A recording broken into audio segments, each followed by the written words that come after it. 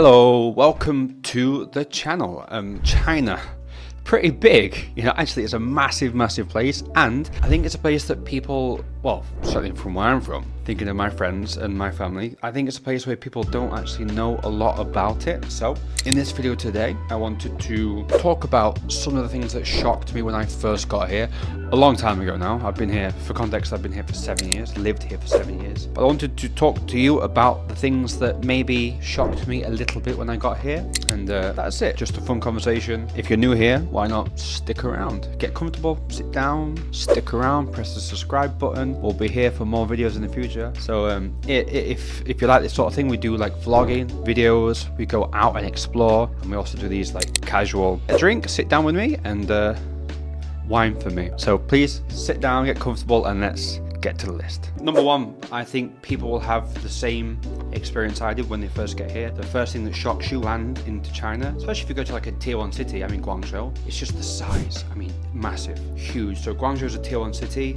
The biggest city is Beijing, and then Shanghai number 2, Guangzhou number 3, and just the size of the pit. When you're on the plane and it's coming down, you look out the window. If it's not cloudy, which it probably will be, or smoggy, it probably will be. But when you first see those massive skyscrapers, huge. The city is absolutely huge. So the size of China really, for me, that was the first thing I noticed. And it's not just the size of the cities, just the distance you have to travel. So if you went from like Guangzhou in the south to Beijing in the north, it's a few hours on a flight. It's like traversing Europe. So it's a country the size of a continent with obviously about 1.4 billion people. So just the whole size and scale of the place is very shocking when you first get here. After this one, the next thing is just food. There is food everywhere.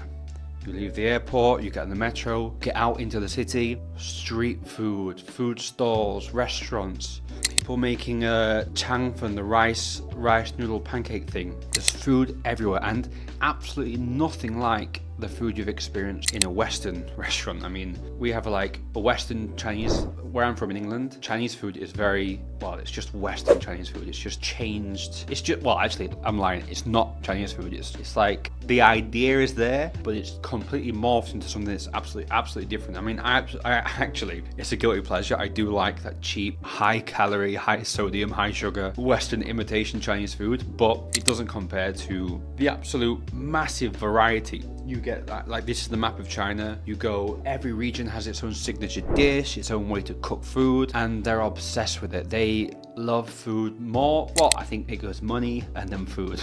That's my guess. They're obsessed with food. Like a greeting in Chinese would be 𝐦𝐮𝐬𝐫𝐸. So you walk down the street, and instead of saying like, how are you, good morning, they'll just say, have you eaten? 𝐦𝐮𝐬𝐫𝐸, have you eaten? So the culture around food here is above and beyond, more than I've ever seen. So something that surprised me a lot is the difference between Chinese food, real Chinese food, and Western imitation Chinese food, and the variety in foods all around China. The next thing that surprised me, and if you're coming fresh to China, I made a video on this as well about a survival guide. So I'll leave a little clip of that here in this small square. It tells you all the things you need to do, all the apps you need, and everything you need to prepare if you come to China. Because the next thing that surprised me was how it's just cashless. It's almost cashless. So if you like have a credit card or a debit card and you want to you make transactions with that thing, you can't. There are no card machines here. There are ATMs. You can get cash out, but you can't like dab your card, insert your card in your PIN to pay for things. You have to use either WeChat, Alipay, or sometimes cash. Actually, some places are completely cashless, where you have to use like a scan a menu QR code and go through the phone, and that whole rigmarole. It's getting worse, but please, if you're coming, check out that video on the survival guide, because what surprised me is you can't use debit card, you can't use credit card, use your phone, and in some cases they use, I mean, this is getting into like George Orwell, but they use their hand to pay. They'll just go and scan their hand, the palm of their hand, beep, and they've paid. That shocked me. But now it's just super convenient for me now, using my phone to pay with everything, like Apple Pay, Apple Wallet. Oh, so easy. The hand, I'm not doing that. No way. Yeah, if you do come, watch my video please on the survival guide, because it's almost cashless and you can't really use your debit or credit card. Okay, so that's the next thing that surprised me. Okay, the next thing that surprised me, domestic travel. You know, I've said in one of my previous points, huge country, so vast, expansive. It's the size of a continent, right? It's the size of Europe, but it's like, you know, Europe's like 48, 49 countries. I'm not sure. I'll put it here.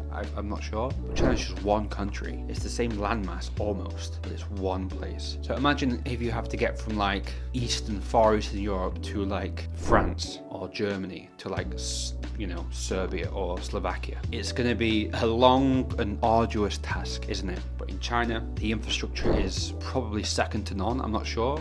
I'm not going to say facts because I don't know them, but I can't really think of many places where the infrastructure is better than China. I know you've obviously got Japan and Korea that are far ahead as well, but the infrastructure in China for such a big country, it is genuinely impressive. So you can get from Guangzhou in the south again to Beijing in the north, which would be a long, like a 3.5, 4 hour flight. I'm not quite sure. You can get there obviously via plane. Then you've got bullet train, and the network of the bullet trains through China, extensive, vast, and it's very, very impressive. So that shocked me as well, how easy and convenient domestic travel was. The metro systems, the bullet trains, you can get across a continent. Okay, so our first shock that was a bit of a it's censorship. I knew, I thought I knew Google was blocked and things like that, but it still caught me by surprise. I had to quickly find the means of opening up the wide world web to me. So I had to get a VPN very quickly, because I kind of knew the amount of censorship. It did surprise me. Like Facebook is blocked, Google is blocked, all the Western apps you can think of blocked. Even some, probably I shouldn't say this, fuck it. Even some like historical moments in the past, the kind of, you know, you can't find them on Chinese internet. So it's a bit, I don't really want to talk about it. I don't know why I mentioned that. So censorship, it surprised me. On to the next point very quickly. The next thing that surprised me is the public toilets. Sometimes they're a bit more public than you'd ever wish for them to be. That's what I'll say on that one. But it's the tissue paper. You've got this weird situation where there's no tissue paper in the toilets. So if you need to do like fire out a quick poo, which I don't do, I never poo. But if you need to fire out a quick poo, you have to go first. You can find public toilets, they're everywhere. But you first need to go and find toilet paper in a shop and then come back to the toilet. So there isn't toilet paper in the toilet. I'm not sure why. And then you're not allowed to, they don't flush the toilet paper. So you've got this situation where you go, say you just need a wee, you go to the toilet, it's a hole in the floor, which I expected. You go for a wee, and there's just this trash can of wiped arse tissue next to the toilet. So that surprised me. Okay, so on to happier things. Let's talk about how cheap China is.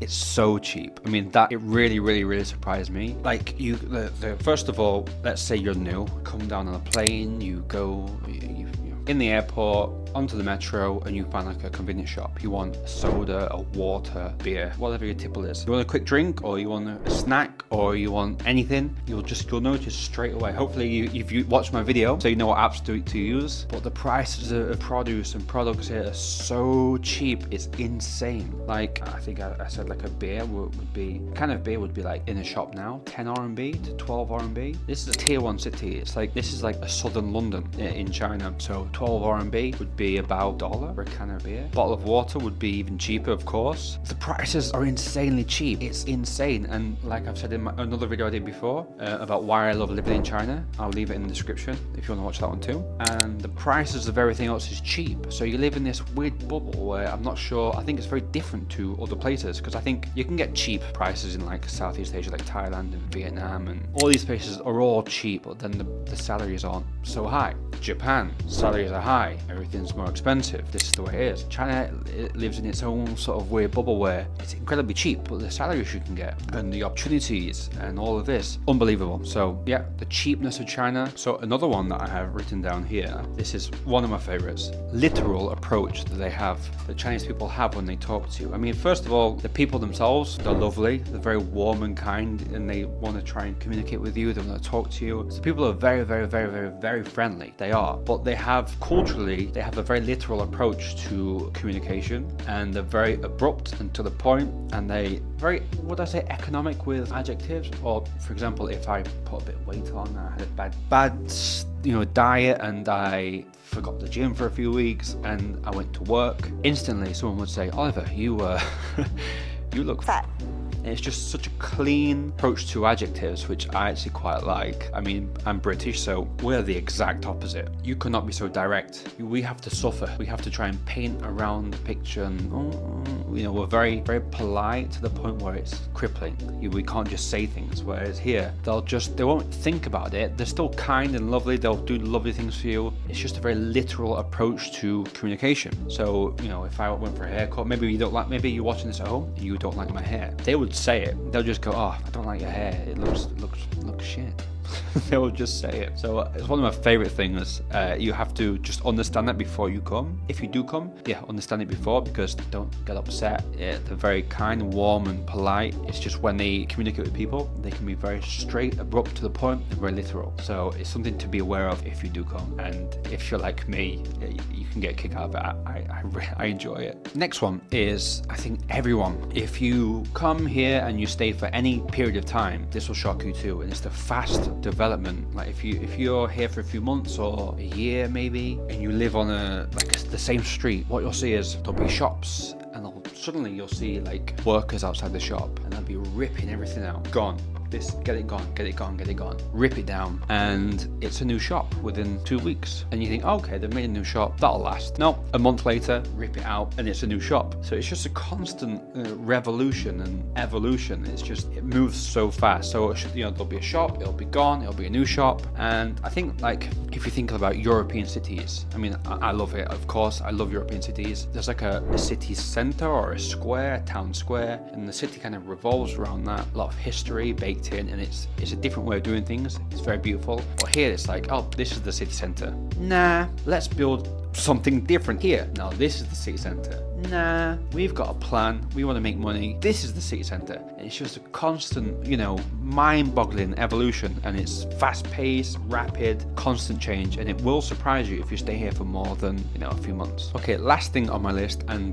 this one is, I don't usually like to compare between the West and the East, because I love them both, and I think you're allowed to love them both. It's not like, oh, you support this place so you hate that place, or it's not. You can like them both. You can appreciate both ways of doing it. But on this one, I definitely prefer what happens here from my personal experience in comparison to what happens back home. Because the last one on my list is the old people, it's the communities they have. So you'll walk around like a park. There are lots of parks in the city or down the street, and you'll see communities and pockets and gaggles of old people that are like retired, and they go out and they spend like seemingly the whole day. They'll be playing mahjong, or they'll be dancing or doing karaoke, and they have these like real nice like community strength within the elderly, the retirement age. And it's something that I really wish that my grandma, this is personal experience, but I think for me personally, and maybe it's for a lot of people back home, like you think about your grandparents, and mine, it's just like, it hurts. I'd rather they have this style, because I think what is she doing? Like, it's more reclusive, it's more alone, it's more watching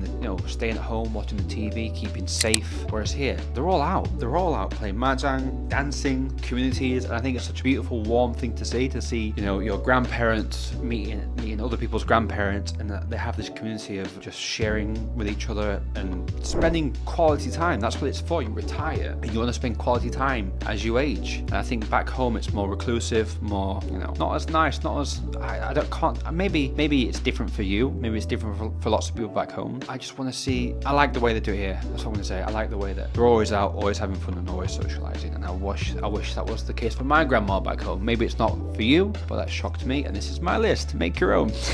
Okay, that's the end of the video. I hope you enjoyed the video. I hope you enjoyed the conversation. I mean, I enjoyed it. I had a good time talking to you. I hope you enjoyed it too. And I enjoyed the wine. But yeah, just nice and relaxed, no pressure. Hope you enjoyed it. And if you've been to China yourself, maybe tell me what shocked you when you first came here. Let me know in the comments. I'd love to know, actually.